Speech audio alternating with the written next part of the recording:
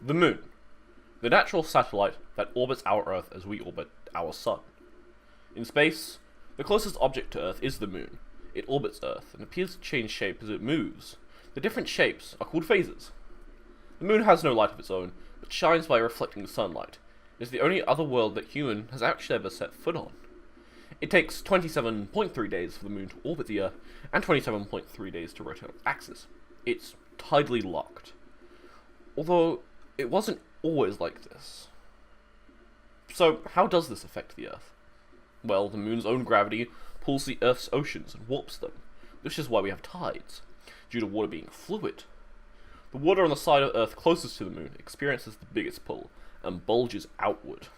The water on the opposite side also bulges, and the two bulges follow the Moon's motion and Earth's rotation. There are several different types of tides, like neap tides. The pull of the Sun and the Moon affects tides. The lowest, neap tides, occur when the Sun and the Moon pull at right angles to each other, and their pulls partly cancel each other out. Whereas a spring tide is when the Sun and the Moon are lined up in space, their gravities combine and create the highest spring tides. Phases. Our changing views of light on the Moon are called phases. As on Earth, one half of the Moon is lit up by the Sun, while the other half is dark. As the Moon orbits us, we see it from different angles, with its light side pointing towards us or away from us. But how does it go through its phases? Because the phases begin when the Moon comes between the Sun and the Earth. The bright side of the Moon is facing away from us, and we see the dark near side. We call this a new Moon. As the Moon moves along its orbit, we see more and more of the near side lit up, until we see it all lit up at full moon. Then we see less and less of the Moon lit up until it shrinks to a crescent and disappears at the next new moon. Changing shapes. When the Moon seems to grow in size from night to night, we say it is waxing. When it seems to shrink, we say it is waning. A crescent moon is mostly dark, and a gibbous moon is mostly light.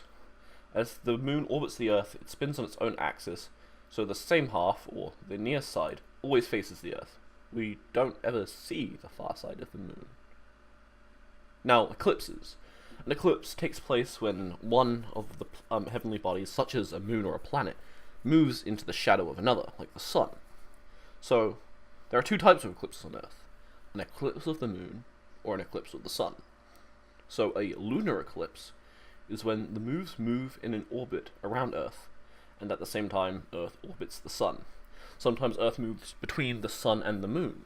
When this happens, Earth blocks the sunlight that normally is reflected by the Moon. The sunlight is what causes the Moon to shine. Instead of light hitting the Moon's surface, Earth's shadow falls on it. This is an eclipse of the Moon, a lunar eclipse, and a lunar eclipse can only occur when the Moon is full. A lunar eclipse can be seen from Earth at night, and there are two types of lunar eclipses: total lunar eclipses and partial lunar eclipses.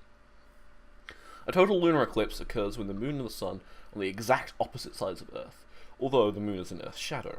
Some sunlight reaches the Moon. The sunlight passes through Earth's atmosphere, which causes Earth's atmosphere to filter out most of the blue light. This makes the Moon appear red to people on Earth. A partial lunar eclipse happens when only a part of the Moon enters Earth's shadow, in a partial eclipse. Earth's shadow appears very dark on the side of the Moon facing Earth. What people see from Earth during a partial lunar eclipse depends on how the Sun and Earth, Moon, and light up. A lunar eclipse usually lasts for a few hours. At least two partial lunar eclipses happen every year, but total lunar eclipses are in fact rare, and it is safe to look at them. So, what is a solar eclipse? Well, sometimes when the Moon orbits Earth, it moves between the Sun and the Earth. When this happens, the Moon blocks out the light of the Sun from reaching Earth. This causes an eclipse of the Sun, or solar eclipse. During a solar eclipse, the Moon casts a shadow onto Earth. There are three types of solar eclipses. The first is a total solar eclipse. A total solar eclipse is only visible from a small area on Earth. The people who see the total eclipse are in the center of the Moon's shadow when it hits Earth. The sky becomes very dark as if it were night. For a total eclipse to take place, the Sun, the Moon, and the Earth must be in a direct line. The second type of solar eclipse is a partial solar eclipse. This happens when the Sun, Moon, and Earth are not exactly lined up. The Sun appears to have a dark shadow on only a small part of its surface. And the third type is an annular solar eclipse. An annulus eclipse happens when the Moon is farthest from Earth. Because the moon is farther away from Earth, it seems smaller and doesn't block the entire view of the sun. The moon in front of the sun looks like a dark disk on top of a larger sun-colored disk. This creates what looks like a ring around the moon. During a solar eclipse, the moon casts two shadows on Earth. The first shadow is called the umbra.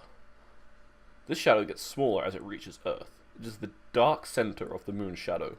The second shadow is called the penumbra. The penumbra gets larger as it reaches Earth. People standing in the penumbra will see a partial eclipse. People standing in the umbra will see a total eclipse. So, why do we only have eclipses so rarely? Wouldn't you think that with the moon rotating around us and we rotate around the sun, that it would be more common once a month?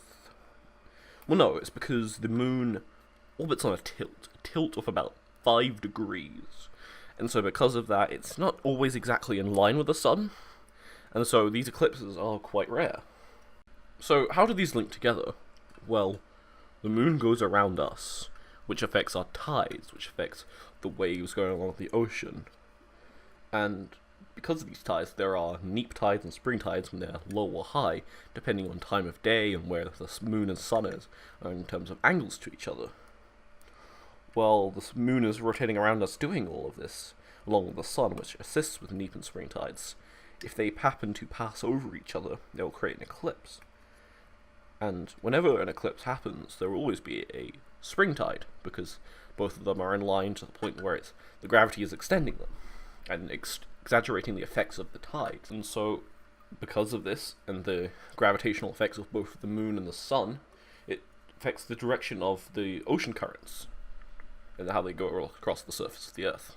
Crescent, first order, waxing gibbous, full